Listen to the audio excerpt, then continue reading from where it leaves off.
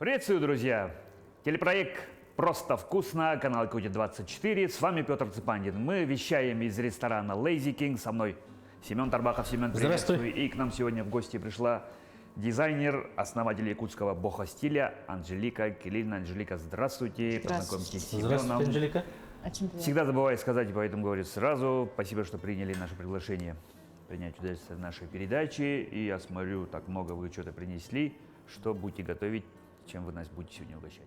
Я буду готовить то, что я, в современном мире, да, у всех не хватает времени, поэтому... Как будто, да. Да. Поэтому я придерживаюсь того, что чисто как чувствую, делаю быстрые завтраки, сытные, да, из того, что есть. А у меня бывает есть много чего. Да. То есть любите варьировать разные Да, как чувствую, да. Вот, нет времени изучать какие-то рецепты специальные, да, по рецепту там сидеть, делать, там, очень время больше уходит, мне кажется. Поэтому я обычно делаю вот такие завтраки из яичницы и с хлебом. Сейчас увидите. Да, как вы это делаете, да. Но я смотрю, вот это что такое? Зачем так много пряностей и всегда ли вы это употребляете в пищу? Вот, у нас зимой не хватает витаминов и полезных продуктов, так как да, у нас далеко и привозят в основном некачественные, да, овощи, фрукты, да. Скажем так, да, качество, которое вообще непонятное. Да. Из-за этого я чисто, по желанию, да, стала заказывать вот сухие продукты, овощи, да. Я их заказываю в Wildberries. С какой целью? С какой целью? Чтобы были хоть какие-то полезные витамины и зимой. Да. Вот так даже. Да. Их использую везде, да, в продуктах. Это у нас, получается, это смесь овощей. Тут нету лишнего ничего. Тут морковь, вот паприка, вот эти, в общем, зелень. Перец, по-моему, там. Да. А это для тех, у кого мало времени, чтобы жарить там лук. Это жареный лук. Так, ладно. Это зелень, это паприка. А это вот восточные эти... Пряности. Пряности. И тут, по-моему, и семечки. Да, а это смесь семечек. Они тоже очень полезные. Тут Страшно полезные, говорят. Да, тут есть тыквенные семечки, кунжутное и льняное. И подсолнечные, по-моему. Да, подсолнечное и льняное. Да, их можно использовать, знаете как? Можно в кефир, можно в салаты, первое, второе, куда угодно. Просто добавляйте все. Да, я их везде добавляю. И это каждый день, вот, это натуральные витамины. Понятно, да. А судя по тому, вы, как говорите, да, согласимся с тем, что общая тенденция везде, у всех на слуху, ПП, вы вообще сами за питанием как сильно следите или сильно ли заморачиваетесь вообще? Не сильно, но вот по чуть-чуть я как бы пытаюсь это ввести. И эффект? Свой Эффект рассел. чувствуете? Отказался от пшеничной муки. Белой муки? Да, от белой муки. И все зерна у меня цельнозерновые. И мука вся цельнозерновая. Да, кукурузная, там все. То есть какие-то общие тенденции вы стараетесь соблюдать? Да. Даже овсянка, да, цельнозерновая. Я его... не хлопья, которые... Да, не хлопья, да. Потому что в хлопьях там нету полезного, да, уже... уже так считается, да, очень который уже сублимат. Да. Вот у нас хлеб ржаной. Черный? Да, чисто из ржаной муки. В основном я иногда беру хлеба, которые вот без дрожжей. Бездрожжевое желательно. Бездрожжевое. Короче, дорогой хлеб. Цельнозерновый. Да. Он дороже стоит, я знаю. Что с ним надо делать? Кусочками режем. Какими кусочками? Квадратиками. Вот так и пополам, да? Покажите. Да, просто квадратиками режем. А вы корочку убираете? Нет, не убираю. Просто там же тоже полезно. И вот так, да? Правильно? Да. И просто так, давайте посмотрим. Да. И вот так, квадратик.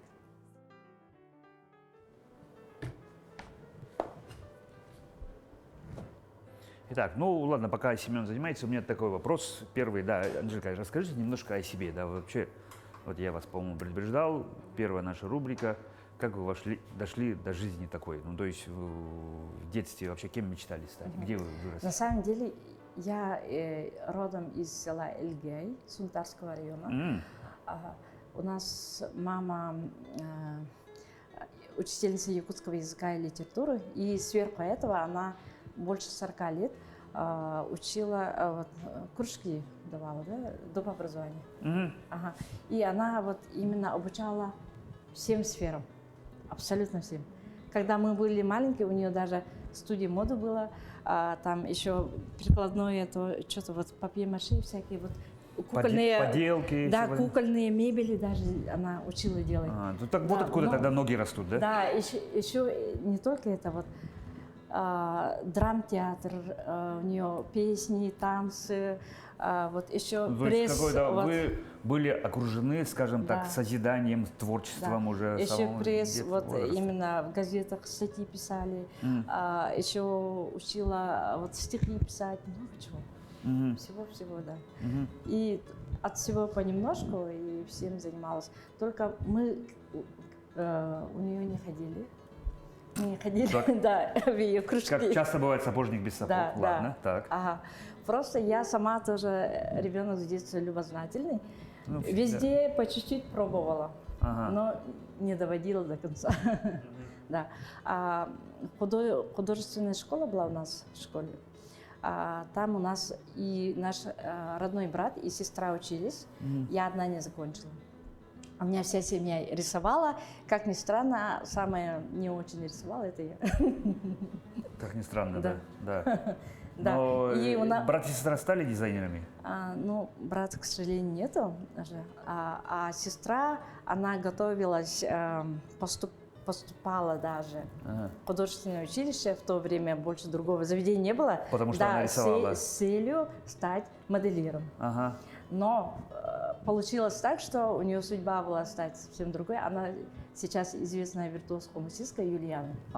Юлиан. Да. Да ладно. Да, это родная сестра. Родная сестра. Да. Ну вы видите, как говорится, хитросплетение Да. судьбы и дороги как уже И они, пошли. никто не заметил, что у меня есть какие-то склонности к Ага. творчеству. Хотя, казалось бы, вы говорите, не умели рисовать, не Да, закончили на самом художественное. деле у нас мама еще помимо этого была в молодости очень модницей, да. В то время были бытовые, и она очень много там шила себе одежду бытовую. У нее очень много одежды было.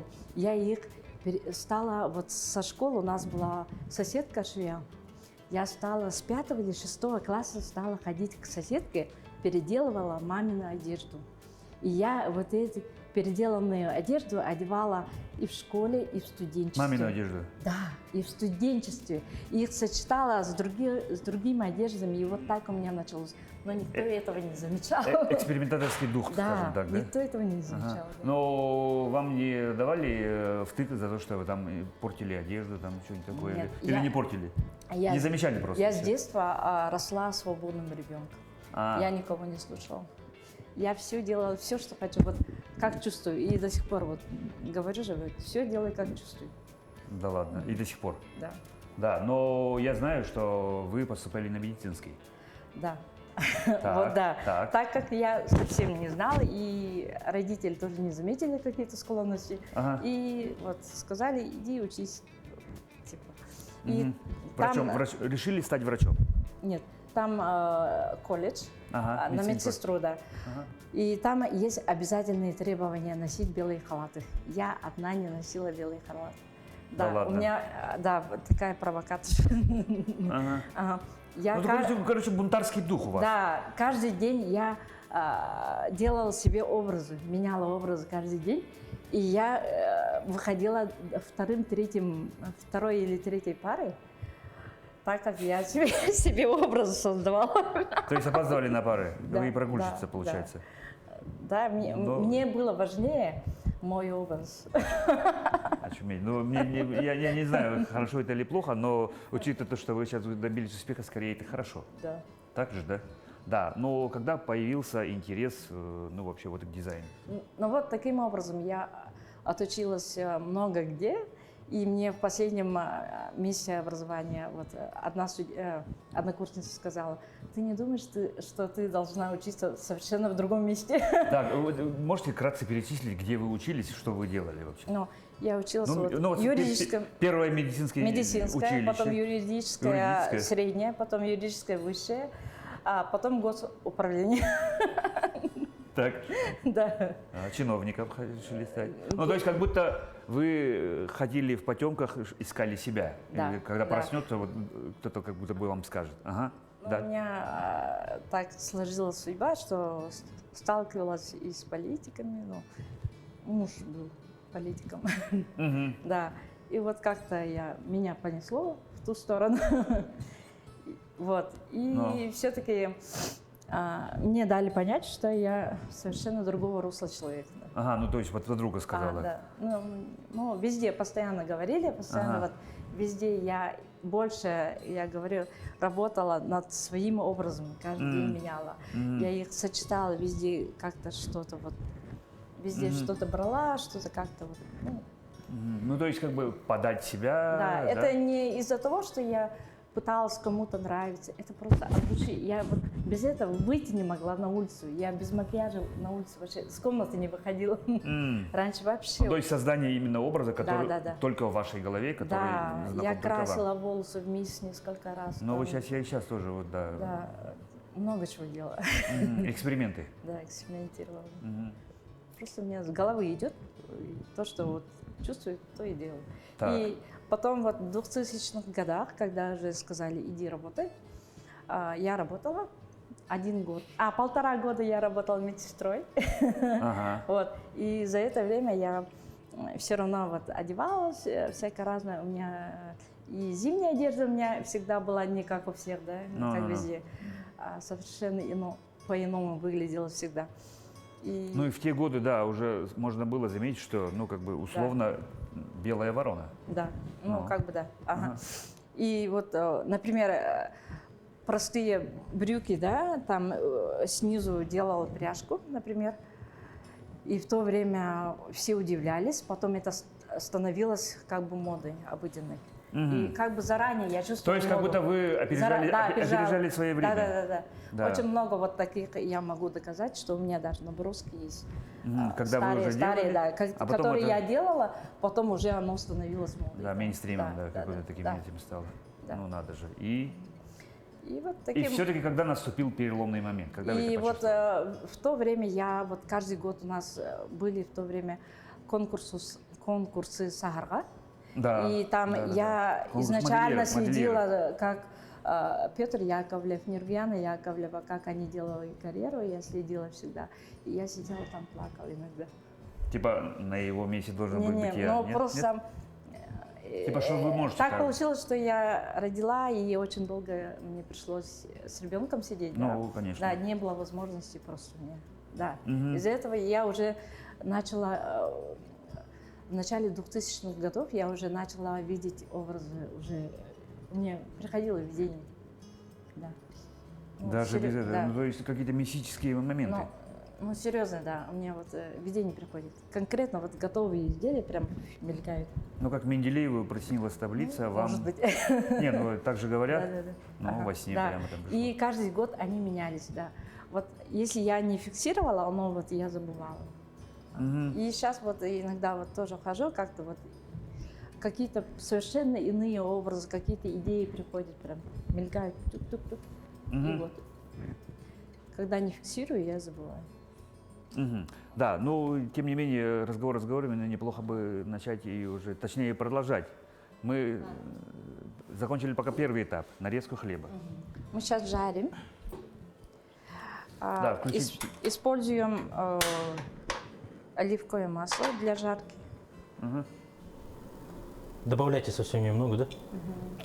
Затем? Как бы, да. Просто жарим хлеб, как обычно.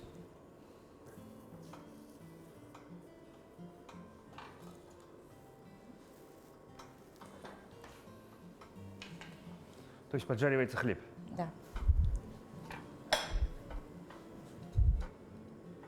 И в это время мы делаем соус. Потом надо смешать, да? что берется для соуса? Да, Вот для миска есть, соуса- надо там смешать все, скорее всего.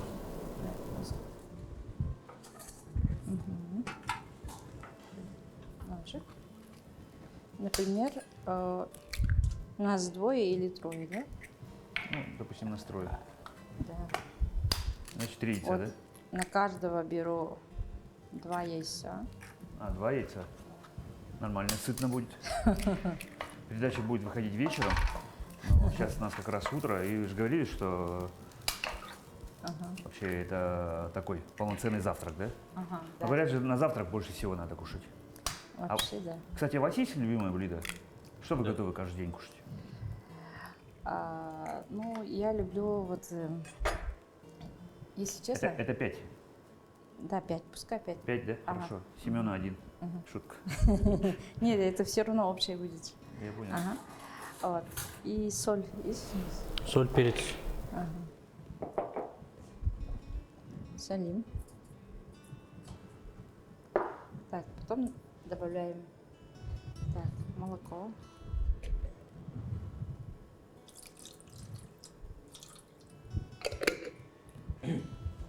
И добавляем еще иногда можно. Паста томатная, да? Это? Или Да, томатная паста.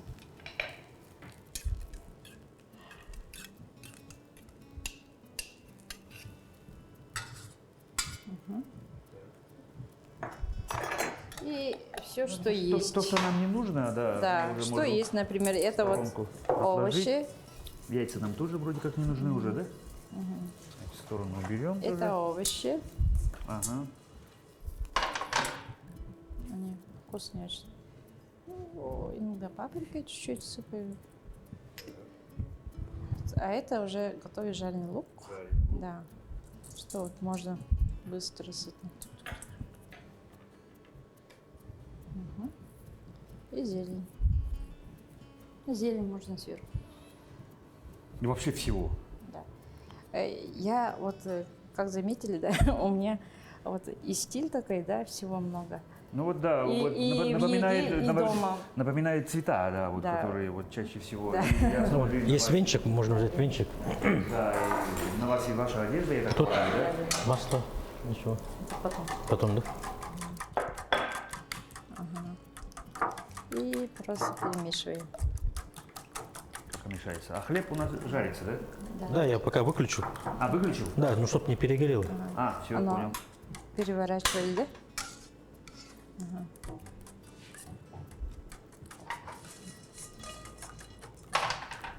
Итак, как вы начали?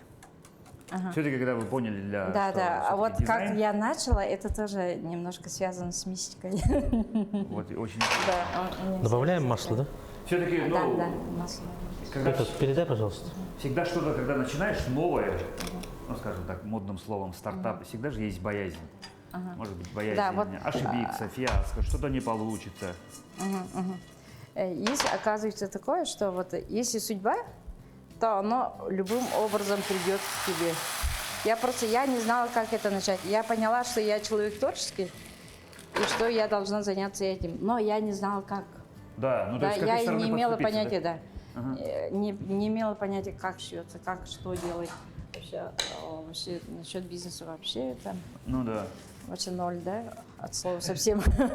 Так. Ага. И вот, и таким образом я случайно встретила в Танка, да, время Танка, в доме Арчи, я встретила Марису, которая, Мария Иванова в то время, экстрасенс у нас была девушка, Так. очень популярная в то время, у нее очереди месяцами были. И я на нее такая, с таким жалкими глазами смотрела и смотрю, и такая, можно к вам? И она такая, Что ты хочешь? типа, да, в общем, позвала, и, короче, она дала мне пинок под зад, ну, можно сказать. И такая сразу, волшебный пендель. да, сразу увидела и говорит, ты что такая, с таким потенциалом ходишь, тебя надо вот так встряхнуть. И вот так. Да, Пустить. и говорит, иди, начинай. У тебя же есть такое, что типа с одеждой связано, вот должен создавать. Я говорю, вот где-то далекая, несбыточная мечта там висит, говорю. Ага. И она такая, начинай. А я ей говорю, как? миссия некая. Я говорю, как? Я без понятия. Говорит, начинай и само придет. Как хочешь. Да, она сказала, вот начинай и само придет, вот так и стало. Понимаете? Я просто начала об этом думать. Я раньше вот просто думала, но как бы, не знаю, ну, раньше мне даже кредиты не выдавали. А тогда я пошла в банк, и мне кредит выдали. И таким образом начало все получаться. Ага. Вот. И как что делать, я тоже не То знала. есть, условно, скажем так, вы начали строить дом, не зная, как вообще Да, все да, взяться. да. Может, на фундамент или крышу делать, или Да, бревна да, где-то да, что-то да. заказывать. Ну, то есть, все пошло Потом? как будто по Помидоры наитию, да? Помидоры? Ага. Сколько? Да, просто вот так резать. Как? Ага. Ну, сверху чисто положить и сыр натереть. Натереть. Ага. Ну, это как пицца, да, может быть, типа? Пицца уже получается. Ну, как-то так. Сытный завтрак. Ага. Вот так разложили. Ну, это, да. И все как-то пошло-поехало. Да, и пошло-поехало. Вы начали рисовать, наверное. Нет, Первый нет, дизайн. сначала я не знала, что делать. Для этого я зашла в интернет, так как я самоучка. Ну, слава богу, интернет был. Интернет был, да. Да. Я самоучка. И я там смотрела и узнала, что есть стиль Бога, и поняла, что, оказывается, я сама делала то, чего не знаю, это и есть стиль Бога. Как будто параллельно. Да, все, что я Ну, то есть, делала. как бы, то, что вы делали, оказывается, называется Бога. Да, Скорее вот так, да? Это, например, я одевалась многослойно, Да, свободные да. крои, сочетала много-много аксессуаров, всего. Ага, И разные это есть, фактуры. Да, разные фактуры, этнические, вот это, даже чуть-чуть знаю, это как. стиль Бог, оказывается, да. Да-да-да. И там я поняла, узнала, что там в основном пишут, Бога не становится, Бога рождается. И я такая воодушевилась, что я, оказывается, я родилась такой, да. Для Бога. Я Да. А вообще, откуда появился стиль Бога? Ну, допустим, углубимся. Есть разные направления в одежде, классик, модерн, там, я не знаю, милитари, casual, винтаж и все прочее, да. А Бога. стиль Боха раньше в 60-х, 70-х годах был остров Богемия. По-моему, Там жили цыгане. Вот, да, что-то похоже с цыганской, хиппи культурой, да? Да, там жили цыгане, и они изначально одевались не для моды, а из-за того, что у них не хватало денег, и они перешивали старые одежды и всяко разного так носили. И при этом хотели Да. выглядеть хорошо. Нет, ну просто перешивали там, и оно смотрелось по-другому, но сначала не понимали люди, потом это взяли и сделали из этого моду, понимаете? Вот. В Америке, в Западе, да. И Ну, то есть какой-то, в скажем так, 70-х, 80-х предприниматель. годах одна из первых это Ванесса, ой, забыла, как ее, модель, короче, голливудская. Ага. Она начала вот одевать именно вот грубые сапоги, шляпы и легкую платьишко, сочетала несочетаемое. Эклектика. Да, это называется сочетание несочетаемого. Да. Вот с грубыми, вот легкое, воздушное и как бы, да. И таким образом вот родился, ну, это смешение стилей разных. Много стилей. Да, и милитари, и винтаж, и этно, и вот все, короче. Да, это и стиль Бога, стиль хиппи, это почти одно и то же. Да, ну похожие, да, Это потому что одно и то я, же. допустим, Это когда одно и я то же. вижу, говорят, вот это Бога, я думаю, ну это же хиппи. Да, ну, Да, одно ну и то же. 70-е годы, да, Да. вот как одевались, Да, свободные, это и все. есть и Бога, и хиппи, и... Да, и причем вот многие орнаменты, разноцветные, да, да. скажем так, да. И Очень на- удобно в дороге, Да. когда пятна На самом поставишь, деле да, в видно. стиле Бога есть очень много разновидностей. А еще и внутри Да, стиля да, есть да, свои да, направления, да? Да, есть. Ага. И там, например, есть даже вот минималистический Бога, это Бога эко. Эко. Ага, да. Ага. Это вот, которые вот есть же Льняные ткани, льняные, вот минималистические, просто свободного кроя, бесформенные, без, ну, оверсайз типа платья или накидки или что-то, вот костюм же есть, штаны, верхи там разные. Вот это и есть эко. Свою традиционную одежду стилизует именно в стиле Бога, да? И как для повседневной носки. И таким образом я подумала, а почему не сделать якутский Бога? И вот и так зародилась. И сразу просто взяла и нарисовала, короче, примерно вот эскизы. Так, вот так разбросала эскизы первой коллекции. Вот. Они у меня до сих пор есть. И просто пошла тупо в магазин. И тут чисто по наитию, да, я все вот делаю. Набрали тканей. Да, просто набрала из кусочки то, что вот понравилось, то, что вот просто это столько метров, это 1 метр, это 1,5 метра, это столько. Просто набрала. И потом смотрю эскизы и разбросала. Это сюда с этим, это сюда с этим, это сюда с этим. Вот так. Я вот так делаю обычно. Чисто вот в процессе делаю, да, я заранее даже, на самом деле, я Такого четкого эскизы плана не нет, рисую, да? да, без плана. Обычно я просто в магазин иду и сразу вот ткани. Когда я смотрю, ну, можно сказать, я рисую глазами. Я смотрю и начинаю, вот, например, вас смотрю, и начинаю вот, можно вот такое что-то, вот эти сюда и это добавить, тут что-то вот так. Например, интерьер смотрю тоже, можно сюда и это добавить, вот так и глазами рисую. Ну, то есть у вас очень сильно развито Да, воображение, да. таким образом, да? Будем делать это как соус. Ну, как ПП больше, говорят же, больше надо есть овощи, да? Поэтому стараюсь использовать каждый день овощи. И из овощей вот жарим и просто соус. Или там, можно это с фаршем, можно это со вторым блюдом, с чем угодно. И хоть с завтраком. Еще. Что нам нужно сейчас сделать тогда дальше, вот с овощами? Что будет делать? Так, нужно Просто передать жарить. сковородку. Да, сковородку. Да, мы вот это сейчас откладываем. Ага.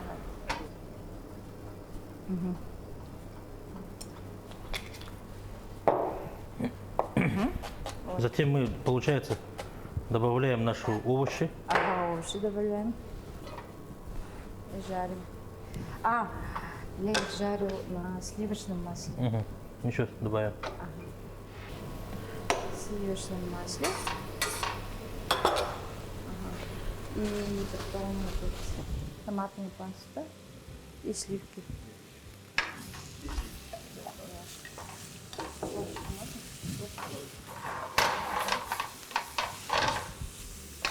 Ну, пока жарится, потом добавим. И сливки. Сливки там есть. Так, добавляем. Не, пусть жарится пока. Вот. Ну, в этом году мы отмечали десятилетие уже создания якутского бохостиля. На самом деле это 11-й год, но получилось так, что вот я состою в ассоциации «Сделанной в Якутии», ассоциация местных товаропроизводителей. Да. И там являюсь членом совета. И вот по инициативе нашего председателя Ольги Григорьевны Григорьевой, Который Камиля Ольга. делали креативную неделю. Вот. И в рамках этого я организовывала конкурс якутской бог-одежды, так как этот стиль у нас уже живет своей жизнью в республике, все сами знаете, да, их очень много. И чтоб еще побольше. Чтобы пропагандировать, и я начала делать мастер-классы и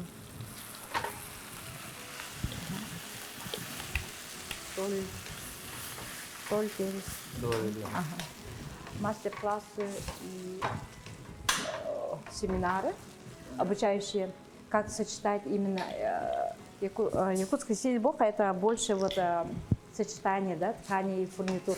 Например, вот якутское платье, ну, укоротили как тунику, да? Халадай. Да, халадай. Традиционное. Да, даже если длинное, оно вот именно отличается тем, что там комбинирование идет многих тканей. Можно много-много тканей комбинировать и фурнитуру. Тесьмы разные, вот фурнитуры. Но при этом остаются все равно, ну, традиционные якутские орнаменты, узоры. Основа халадая остается. Так. Рукава или какая-то часть халдая, да, иногда вот форма меняется, только вот именно кокетка остается или воланы где-то остаются. Но форма именно, многослойность можно добавить. Вот. И, таким образом также я создавала очень много новых моделей якутской одежды. Именно якутская одежда, например, якутское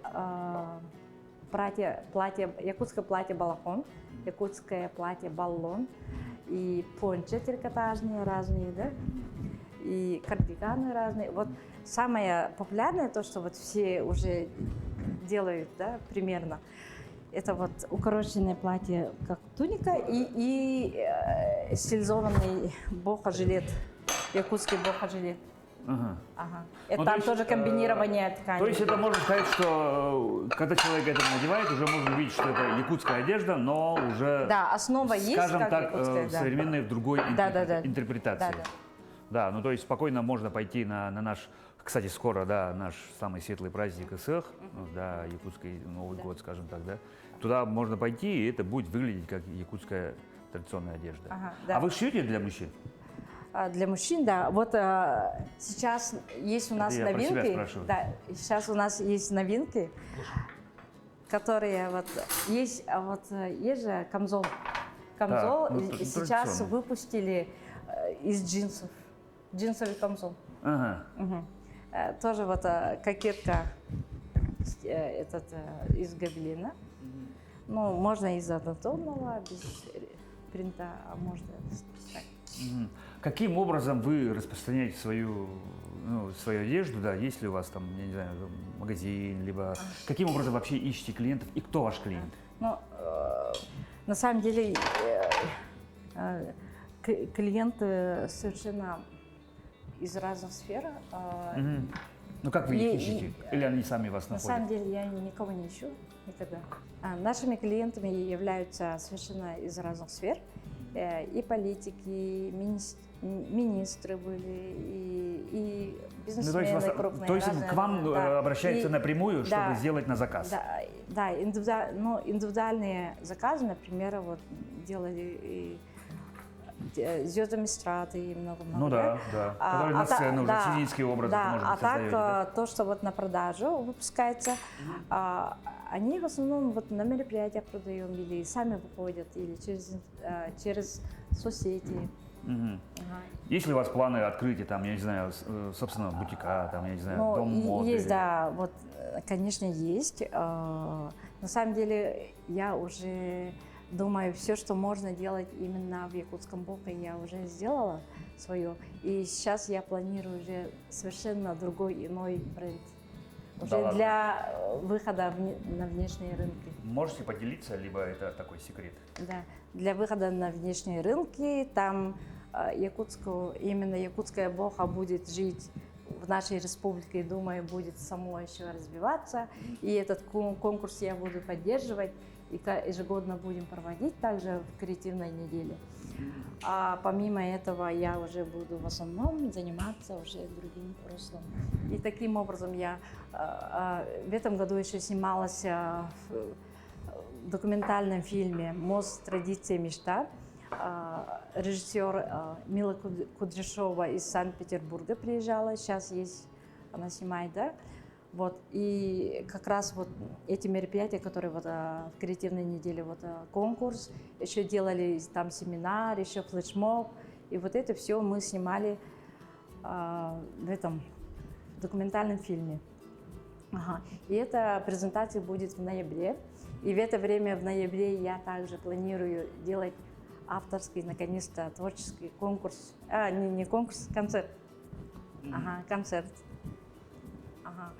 Вот, и этим как-то подытожить свое творческое вот именно в якутском направлении и идти дальше в мир. Уже дальше в мир. Ну что ж, Анжелика, да, я готов пожелать вам успехов. Пусть у вас все в творческом плане, и в плане бизнеса, и в плане вообще личностного роста все, скажем так, процветает. И мы приступили, мы пришли к кульминации нашей передачи. Давайте пробовать, что у нас совместно получилось. Как мы его назовем? Это вот был сытный завтрак. Ну, как пицца, да, получается? Ну а да. это соус просто сверху делали. А так этот соус можно использовать и на вторые блюда, и с фаршем просто делать, и по-разному. Ну да.